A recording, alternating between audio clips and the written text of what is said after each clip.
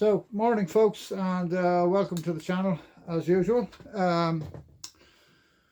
Some exciting news this morning. Well, first off, the hat I'm wearing was kindly given to me by the chaps at Anglers Only, and they make some lovely apparel, hoodies, and hats, and cagoules and all sorts of stuff. Really, really cool stuff. And I don't know about you, but I kind of like having, a bit of fishing gear to wear or whatever. I just like it, you know what I mean? It's not essential. Now, a good cap is essential, right, for your eyes. So you're going to need a good cap and a good pair of glasses. But we've already covered that. I have found some what I think actually would be really good glasses, very, very cheap, but I'm not going to say anything until I've got my hands on them and tested them. What I am going to tell you is that my first order from FishUs is about to arrive. So we're going to have the Espetites, we're going to have the Wobbly, we're going to have the Don Baloney, and a few other lures, and we're going to build on that collection over time.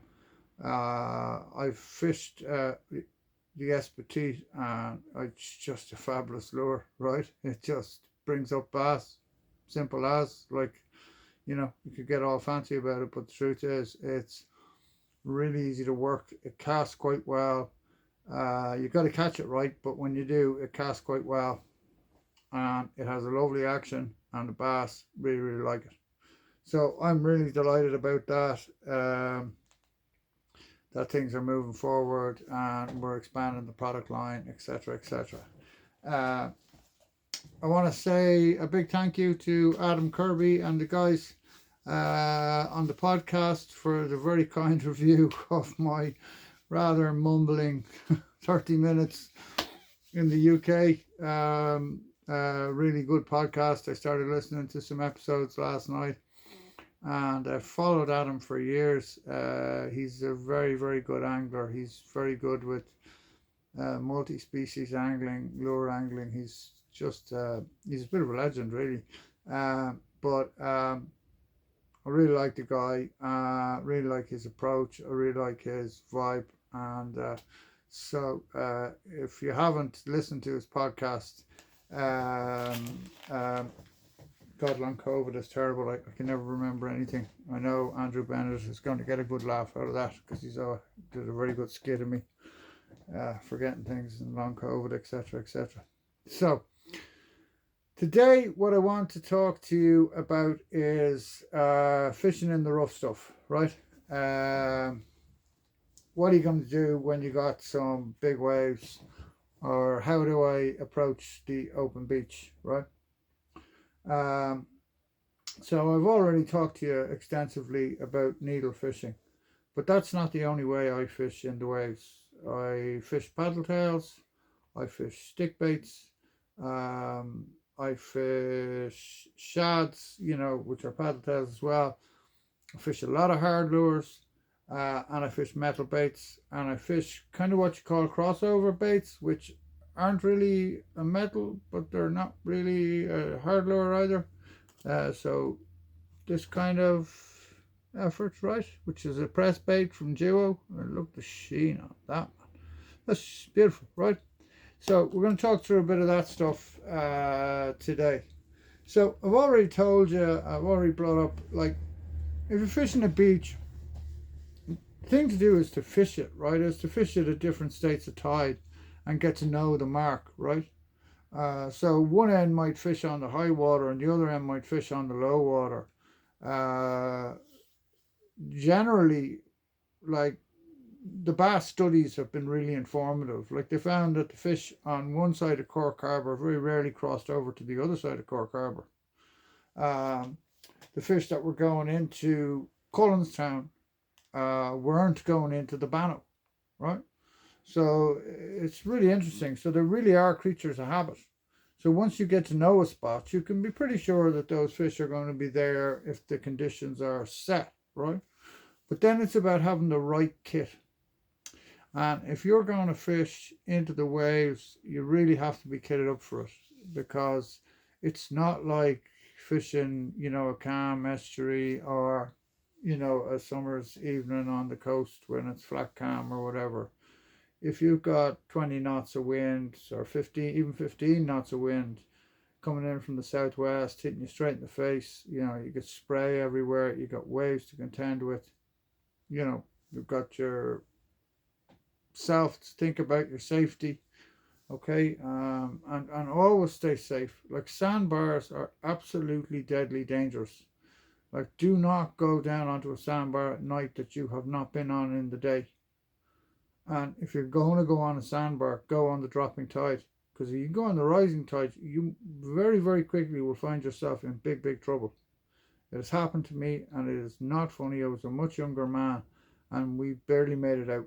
Like, we were up to the top of our boots, you know, and I was like, you know, I really was terrified. By the time we got back to the shore, I thought, Jesus Christ, I'm never doing that again.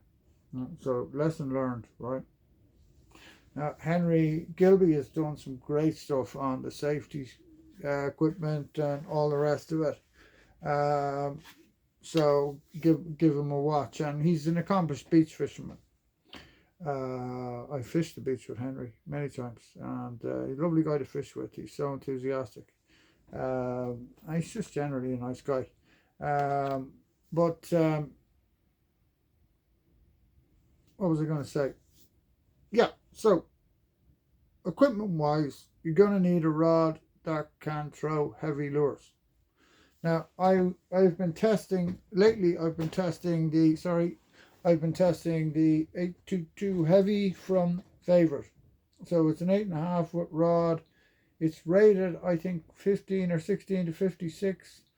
Now, I'm sure the chaps at Favorite rate it that way, and they are correct, but I can throw a 10-gram lure with that rod and work it no problem.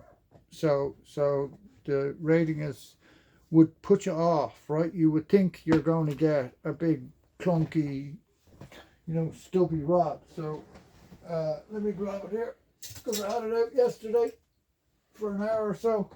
Didn't get any bass now, mind you, but like you can see there from the tip section, that's not a clunky rod, and that's a Vanford 3000, right?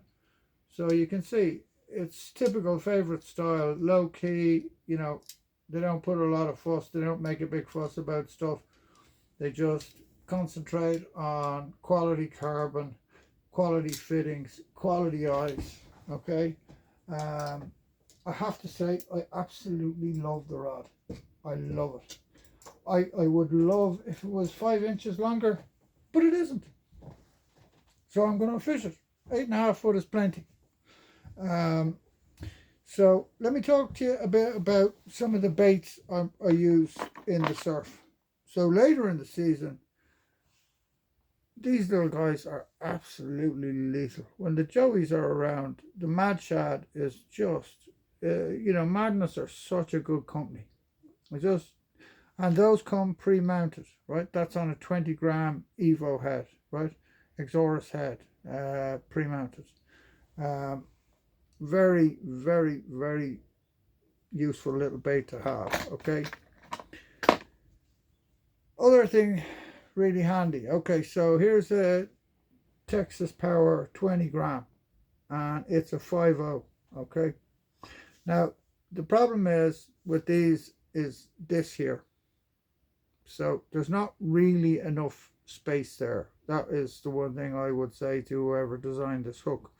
But I love the way it clips on. It means that, you know, you're pulling here, so your bait is going to stay nice and level. So let me show you one of the baits I use on that, if I have one to hand, which I thought I did. I do. Okay, that's the 140 Saori shad. Again from Exorus. Now a lot of people have copied it. Some of you might recognize that and say, hang on, that's a HTO whatever. No. Exorus made it first and HTO copied it. Now, if you look at it up against this, it's not going to sit very well, right? So what I do is I just very simply take a scissors I cut off that bit, right, as clean as I can, so I get it nice and flat. Okay,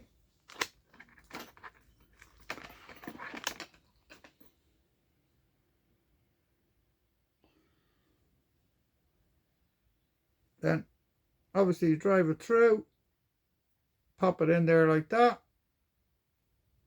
Okay, measure it to where you think, okay, that's going to be about there.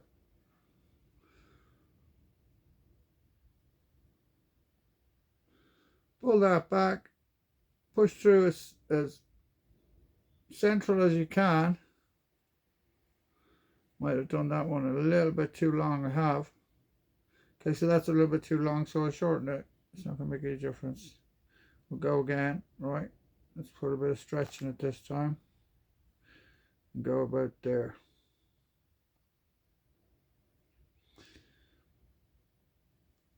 Okay, that's more like it. Now you see the way it's pulling on the front, right? So this is where your super glue comes in.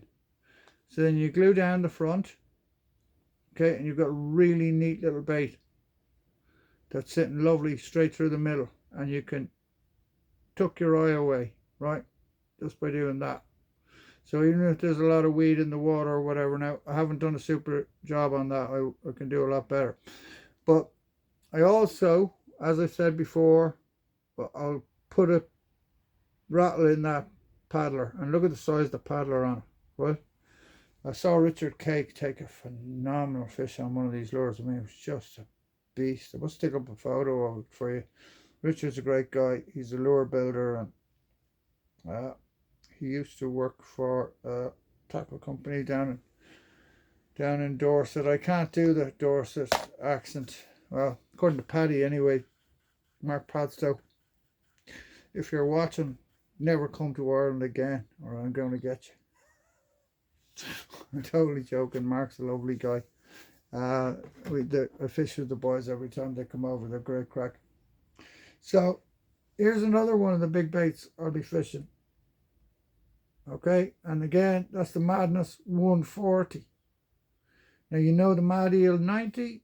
There's the 140, and it comes in smashing colours, which I haven't got to hand, right? But anyway, it comes in a nice range of colours. At the minute, I have French Wakasagi. I wanted to show you the Wakasagi because the Wakasagi is absolutely gorgeous. And I don't know what I've done with it. So anyway, I won't show you that today. Now, the other thing I fish is I fish stick baits. Look at that. That's the Mad Slug 150. Okay, and it's on the Ultimate Texas Eel, right? Awesome bait, really awesome. I mean, last year it caught so many fish for guys. I mean, it's just, and in Secret of Washi, which is that color there, it's super. Hang on, actually, let me go and get that. Okay, so there's the 140 in Wakasagi. I mean, it's just beautiful, right? I mean, it makes so much disturbance with that big paddler, right? Really going to stand out in those waves, okay? Because you remember, you're fishing into a fizzed up water. There's a lot going on, right? And bass tend to be very, very active when they're in the surf because the water's highly oxygenated, okay? And that switches them on. They get lit up, right? So they got lots of oxygen in their blood. Now, when I say I'm fishing big lures, I mean I'm fishing big lures. That's the Slim, right? SP 175 Flyer. Now they normally are $46.50. They're on special in store at the minute. I mean, they're a ridiculous price. I think I'm selling them for €30. Like, it's a ridiculous price for such a good lure. Right, now I know lures have become really, really expensive, but it's just nothing I can do about it, unfortunately. I want to show you that in the 500G. Have you ever seen a lure that looks more like a small pollock, about 3/4 of a pound, right? You can imagine on the rocky headland edge of a surf beach, the amount of pollock that are getting washed around in those big waves. And see the ball bearing transfer system, right? Look at that. That's why they cast so well, right? So you load it up and it goes, and I mean they fly. So I have that in 3 colors. I have it in that one, which is a 500G. I have it in this one, which is Pearl Chart, right? Which lovely bit of orange on the bottom, chartreuse on the back, okay? And they really are a classic jerk bait. I mean, give it a bit of stick, jerk it down, let it float back up, jerk it down, or fish it on a straight retrieve, right? And the other color I have it in, I don't have to hand. It's actually, oh, I do have to hand. Yeah. Is that there? Very similar, which is Ghost Sayori, I think. Pearl Sayori. Okay. So that's kind of the hard lures, or some of them. There's lots more. I fished the 110 Ryukis saltwater because they're sinkers. I fished the 100 Lance because it's a sinker. A bait I absolutely love in the surf is the 5-inch spindle worm. I mean, it just catches so many fish. It's just so dependable. Okay, that's it, in obviously in solid white.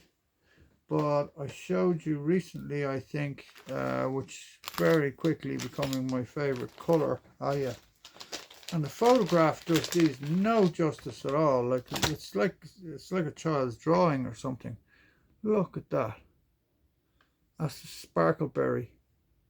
I mean, all day long, bass are going to hit that, right? It's just pollock written all over. Small pollock. When we were kids, we used to live bait pollock for bass, you know, back in the day before we got educated, right? So those are some of the paddle tails and 1 or 2 of the stick baits. Now I want to take you to one of the big stick baits.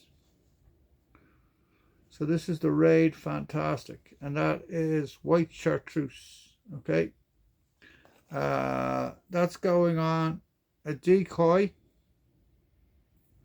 6.0, 3.5 grams, right?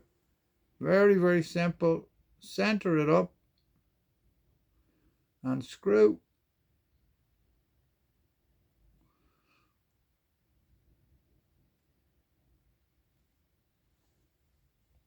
And there you have it. Okay, super duper. And then just, I'm not going to push it through today because I'm not going to fish it. Okay, I want to show you something very handy about that brand of lure. A very clever thing that Raid have done. So I came out of this, right? So you can just bring a couple with you to fish that day. And there's the full packet. So you can break off that bottom bit and it just gives you a lovely little way to store your lures, right? You just slot 2 of them into your bag, right? Hopefully your ultimate fishing bag that you purchased from moi. No, they are a very good bag in fairness. Now, people have been asking me about mixed bags of lures, and I've done them, but they're a lot of work, like they really are. So I'm going to have to think about whether I could do that or not. Like I was doing this kind of thing, right? You know, so people can try out each of the 1-up shads or whatever.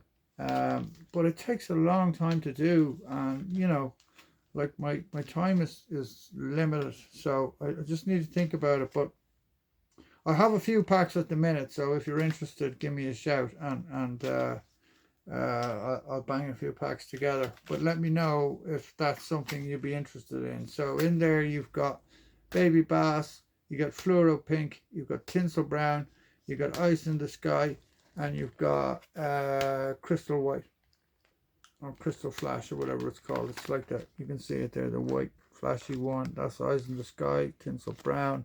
There's your fluoro pink, and there's your baby bass. Okay, That's the biggest seller in France, by the way, baby bass. Okay. The other thing you need to think about is the style of jig head you're using. Okay, so what does the jig head do? What's it intended for? Oh, here's the chief financial officer. Don't come in here. There's too many hooks, baby. Hang on, hang on. So you might as well meet my accountant. That's our Arthur. Number one. He's not allowed in here though because there's too many hooks and he'll catch one in his paw. But he's the best dog in the world, aren't you, Arthur? Arthur, will we go fishing? Will we go fishing? He gets ridiculously overexcited. Okay, go on. I'll be with you in a minute. Go up on the bed. Go up on the bed. So, as I was saying, you want to think about what type of jig heads you're using and what they're intended for, right? Rolling heads. Okay, they're for kind of straight retrieve. They're not going to impart a whole lot of action to the lure. They're very good for bouncing lures along the bottom, and they're very good for like straight retrieve, you know, fishing over a shallow reef or whatever. If you've got to get a paddle tail really moving, like one of those Sayori shads or spindle worm, right? Then you've got the coyote head, and that will make your lure dart around a bit, especially if you fish a jerkbait style, right? So it'll dart like that, like that. Excellent lure, excellent head for the giant X-layer, which I will also fish into the surf without any worries at all. That it'll catch me fish, that the fish can pick up on it. You know, no different to this guy here. So that's loads for today, guys. I've been talking now for nearly 30 minutes and I think that's more than enough, right? So I hope that was helpful, just to give you an idea of the kind of baits I'm using, the kind of rod I'm using. You know, line wise, I'm not going up any heavier than I do in the estuary. I'm fishing kind of Tenaroo 16 pound, very hard fluorocarbon. I'm fishing an 18-pound braid, again Tenaroo. I'm fishing, no, Ultimate Fishing actually is the brand I'm using. Predominantly, that one there is a different brand, but I predominantly fish with Chartreuse Ultimate Fishing. I like Chartreuse braid. I don't know why, I just do. I'm not sure it makes any difference at all. You know, lure wise, I will change it up. So the final thing I would say to you is this: if you're in the surf, don't make all your casts out that way. There will be fish right in close to you. They might actually be at your feet. Like, you don't have to wade right out like as far as you can go. Like, you get fish in the wash. I often throw up like a 10-gram head and just flick and let it wash around, and suddenly dunk dunk dunk, you know, you've got a fish on, right? But small paddle tails, the Maddie 90 will fish in the surf, you know. The stuff I was talking about today is really for when it's absolutely blow and stink. Like, that's a 40-gram lure that will fish into any kind of wind. And if you throw a lone sniper, that's a BKK lone sniper, on the back of it, and it's got a hook here, or a loop here rather, that I'll drop an assist off. So I'll have an assist hook on there too in the surf, so it fishes on the drop, because it drops like so, okay? And you get a lot of hits once it's on the way down. And I let it hit the bottom and send up a puff of sand, and I do that several times on the retrieve. And then just before I get it in the last 10 foot, I stop the lure and I just let it wash around, because often there'll be a bass following, and then that's where he'll take it, and you get one of those really in close, totally exciting takes, and you're like, whoa. So yeah, that's it. Didn't get a chance to talk to you about these guys, but I will. It's a 7-inch curly tailed X-layer. That's going to absolutely slaughter fish for me this year. I'm absolutely sure of it. I mean, you can hear the rattle from there, right? So that's it, folks. We'll talk to you tomorrow, if not the next day. Lots of work to do today with this Espetit FishUs order coming in and stuff. And more stuff on the way from Ultimate Fishing. And rods on the way from Favourite. Still no sign of the Skylines, but we wait in anticipation because I think they're going to be an absolutely beautiful rod at a reasonable price. Certainly if the Black Swan is anything to go by, or the Totem, they're going to be super. And I have some Cobalts coming as well for the younger guys, right? They're much more affordable. And I have just one X1 left. Oh, if anybody is interested in an N70 second hand, used only a handful of times, drop me a message. It's obviously in Ireland. Drop me a message. A friend of mine is selling one. And the other thing is, if anybody is interested in Hanwave, that's in immaculate condition, with 15 horsepower engine, and fish finder and decked out, all sorts of stuff on it. Anybody has any interest in a new boat, drop me a DM and I'll put you in touch with somebody who's selling a boat, and he's totally reliable, honest character. So you would be in for you get a good deal. So that's it, folks. Have a good day. Tight lines if you're fishing. We're nearly there. I think soon as the sun is shining today, I think pretty soon we're going to be hitting the bass in some numbers. So fingers crossed for some good weather. Tight lines, everyone. Take care.